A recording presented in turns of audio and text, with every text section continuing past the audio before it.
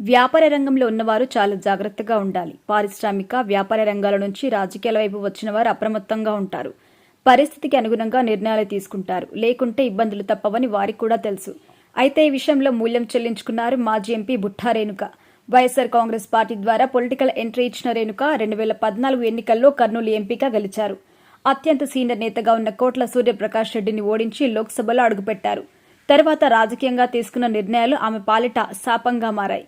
2014లో Telugu Desam party అధికారంలోకి వచ్చింది. అదే సమయంలో వైఎస్ఆర్ కాంగ్రెస్ పార్టీ సైతం గౌరవప్రదమైన స్థానాలు తెచ్చుకుని ప్రతిపక్షంగా ఉంది.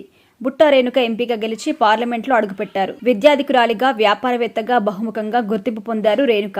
అయితే 2018లో ఆమె టీడీపీలో చేరాలని నిర్ణయించుకున్నారు. అక్కడి నుంచి ఆమె కౌంట్ డౌన్ మొదలైంది. తెలుగుదేశం పార్టీలో చేరినా ఆమెకు కోరుకున్న సీటు దక్కలేదు.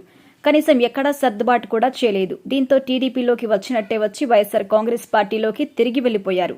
అయితే వైఎస్ఆర్ కాంగ్రెస్ పార్టీలో కొనసాగి ఉంటే 2019లో సైతం ఆమె కర్నూలుకు పార్లమెంట్ టికెట్ ఇచ్చేవారు. టీడీపీలోకి వెళ్లి తిరిగి రావడంతో ఆమెకు టికెట్ నిరాకరించారు జగన్మోహన్ రెడ్డి. 2019 నుంచి 2024 మధ్య ఆమె పార్టీకి తన సమయాన్ని కేటాయించాల్సి వచ్చింది.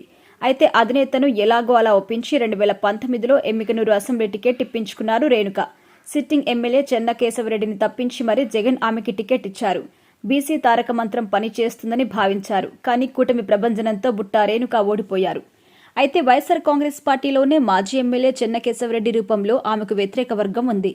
మొన్నటి ఎన్నికల్లో ఆ వర్గం వ్యతిరేకించింది. ప్రస్తుతం కూడా వ్యతిరేకిస్తూనే ఉంది.